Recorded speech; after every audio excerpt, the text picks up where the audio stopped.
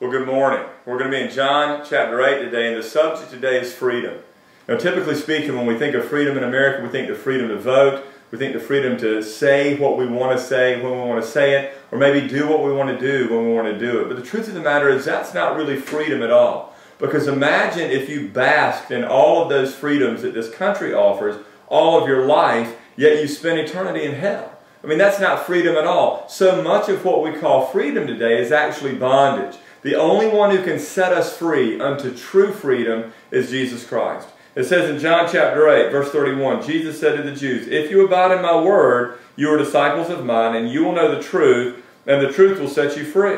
Truly, truly, I say to you, everyone who commits a sin is a slave to sin.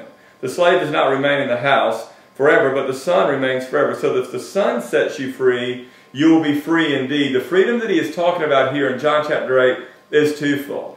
The first type of freedom that Jesus Christ offers us is freedom from the wrath of God, that no longer are we under the wrath of God. It's freedom from condemnation. Romans chapter 8 says that there is therefore no condemnation for those who are in Christ Jesus. For the law of the Spirit of life in Christ Jesus has set you free from the law of sin and death. So we know that we've been freed in Christ from condemnation, we've been freed in Christ from wrath, and that we are secure to live with Him eternally. But there's another freedom that Christ offers, and you see this in Romans chapter 6. Romans chapter 6, verse 6 and 7 says this, "For if we've been united with Christ in His death, we will certainly be united with Him in His resurrection. We know that our old self has been crucified with Him, in order that our bodies of sin will be done away with, that we would no longer be enslaved to sin."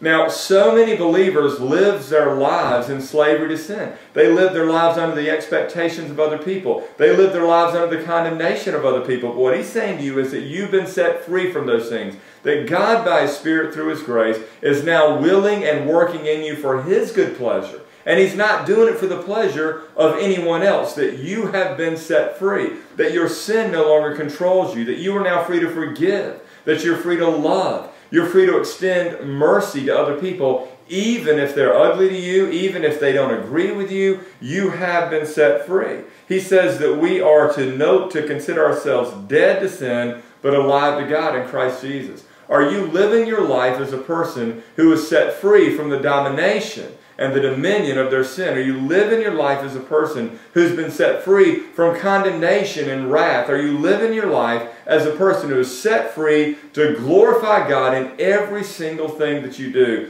Romans chapter 6 is telling you God has set you free to live a life that glorifies Him. Now I encourage you, and I beg you and I urge you, go out today and live life in the freedom that Christ has provided.